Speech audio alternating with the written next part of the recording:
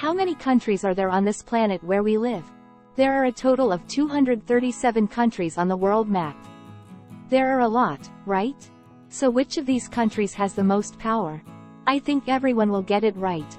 Voiceover right. Okay. It's America, the first democratic republic in the world.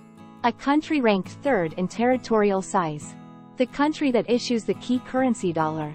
A country with a global scope of operations. A country with overwhelming economic power. California is one of the top 10 countries in the world. The country that easily beat Germany and Japan. The country with the highest defense spending. Countries that spend as much defense as they put together from 2nd to 10th place in defense spending alone. A country with more than 40 of the world's top 100 universities. The world's number 1 country with 398 Nobel laureates. The country that invented the telephone, television, computer, internet. The country that invented the atomic bomb of airplanes. The country that landed humans on the moon. This is America, the U.S. economy is so powerful that it is considered a global economy.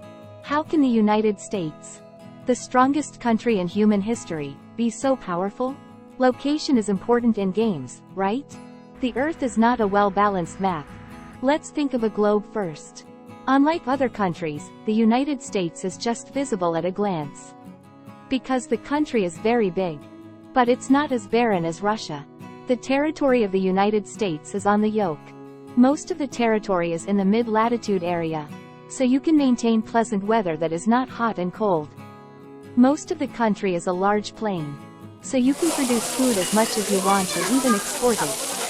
Corn, a representative food resource, is enormous. The countries around the United States are Canada and Mexico. But they didn't even try to invade the United States. And you have the Pacific and the Atlantic on either side. So you have less risk of being attacked by other countries. Above all, transportation has developed due to the large land. The roads are well organized. And the railways have been well organized for driving. Before the railroad was built, they traveled by boat along the Mississippi River. There are also abundant deposits of minerals needed for industry. In addition, the United States produces a lot of oil and consumes a lot of oil. Basically, the U.S. has exactly the latitude region where all of its territory except Alaska is neither too hot nor too cold. It's in the best place to live. Of course, the Civil War broke out. But it has grown unprecedentedly for 100 years and is the world's strongest country to date. But it's a problem because it's blocked up and down in the U.S., but the U.S. creates a country if it needs a canal. After independence of Panama from Colombia, he broke through the isthmus and built a canal to solve it. We have Alaska and Hawaii, so there are certain strongholds in the Arctic Circle and the Pacific Ocean. It's a big country, but it's not too long from east and west. Therefore, transportation can be densely organized. The Russians had to risk their lives to get to Siberia before the railroad was built. It's a mudslide that melts in summer and freezes in winter. So it was uncomfortable to drive around by car. Because of this, there are still cities around the railways in Siberia. The United States is a great place to drive, and even before that, the Transcontinental Railroad was already a smooth transit between the Pacific and Atlantic Oceans. So how was it when there was no railroad? Big rivers such as the Mississippi, Missouri, and Ohio are evenly distributed in the central and western regions. Rivers are both a source of agriculture and a very convenient water transportation. So they've been the best transportation in the world since there were no railways. American agricultural products are still exported down the Mississippi River. Compared to China, China's huge rivers flow from the west to the east. So during the Sui dynasty, I ruined my country to build a great canal. The Mississippi itself is a natural Great Canal in the United States. It looks like a piece of itself. It's the Rocky Mountains, which can be a little bit of an obstacle to the American landscape. But there are minerals that are needed for basic industries. It has a lot of rare earths that are indispensable in the high-tech industry today. But if you mine rare earths, it'll pollute the environment, so you import them from abroad. There are very good rare earths on the border between Nevada and California. If China doesn't export rare earths, we can mine them here. Japan, whose high-tech industry is as advanced as the United States, once gave in when China threatened not to sell rare earths. In the US, if China says it doesn't sell rare earths, you can invest a little and mine it. So what about energy? The world's largest oil producer is the United States. In the first place, oil began to be used in place of coal in the United States. The oil age began in 1899. When oil drilling technology was invented in Pennsylvania and price competitiveness was created. Countries famous for oil have been extracting oil in earnest since the mid-20th century. Saudi Arabia, which comes to mind when it comes to oil, also exploded in the 1930s, and the United States was already the world's largest producer of Texas oil in 1901, much earlier than the Middle East. Later, Texas oil fields were gradually depleted, and Middle Eastern countries began to draw large quantities of oil, and production decreased. But now in the 21st century, America is pulling out shale gas. Can the growth of the United States, which has been on a roll, continue in the future? There are many opinions that technological development since 1970 is not so great compared to the 100 years before that. During the Industrial Revolution, electricity, transportation, modern medicine, and architecture grew rapidly. But most of the latest innovations were in telecommunications, information, and leisure. In other words, technological advances these days have not dramatically improved our lives. Of course, smartphones and the internet are amazing products of technology. But they are incomparable to the mass production of cars, such as water and sewage development, which has dramatically improved living standards. As a result, the economic growth rate over the last 50 years is less than half the economic growth rate achieved between 1920 and 1970.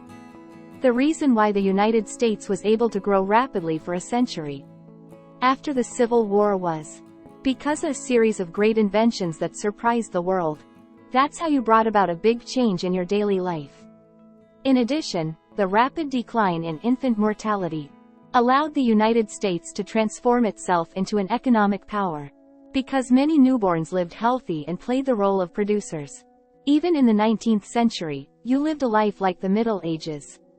There was no electricity, so I lived with candles on, and even if I got sick, I could only treat it with folk remedies, so the mortality rate was very high.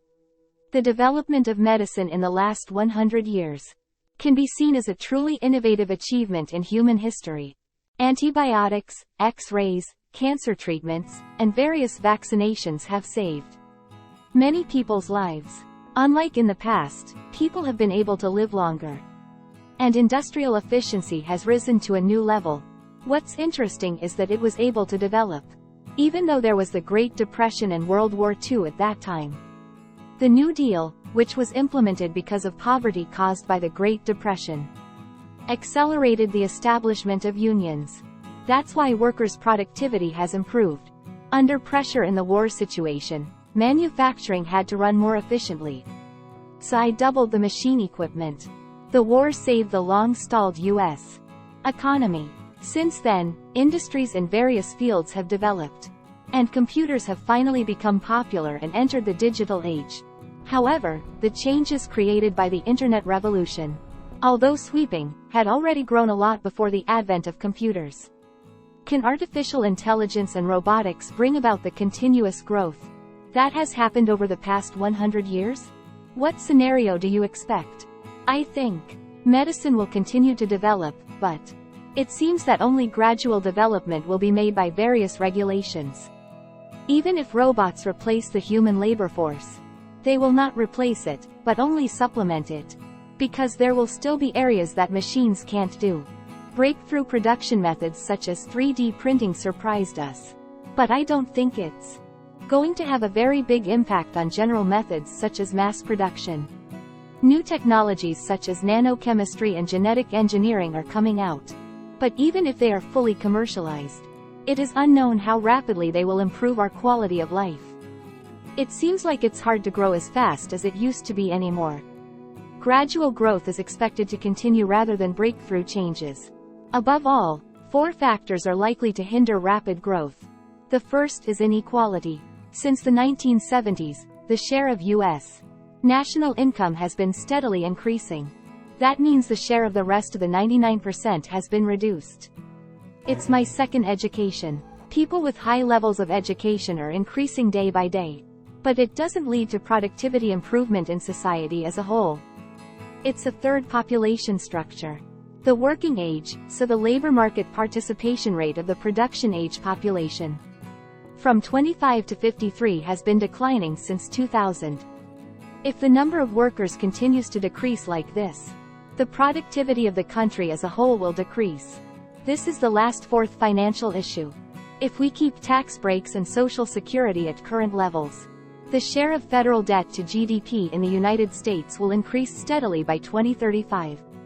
Then there's a possibility that the tax rate will increase, or that the tax breaks will decrease. If one of these happens, disposable income may decrease and affect the economy. Because of these 4 factors, the growth rate is not expected to be large over the next 20 years. I don't know if you're asking why. The economic growth rate in the United States is so important. If America's growth stops, the global economy could be in danger. Of course, once any country achieves the right level of growth, the pace of growth may slow down afterwards. In the case of the United States, it grew very fast in the 1900s. The same will be true of developing countries that are likely to grow rapidly in the future. The reason for this is not because fresh ideas have been exhausted, but because the basic components that determine living standards, in many ways, have already been completed. I mean, there's nothing more to do. Does that mean that your standard of living is low? That's not true. Even if growth slows down further in the future, living standards will inevitably improve thanks to technological proliferation and cost cuts. Not only the United States, but all countries will take that step. Growth will gradually slow down, but we are now enjoying benefits that no royal family has enjoyed in the past. This is the important thing, whether it is fast or slow. A successful society is a society that grows healthy,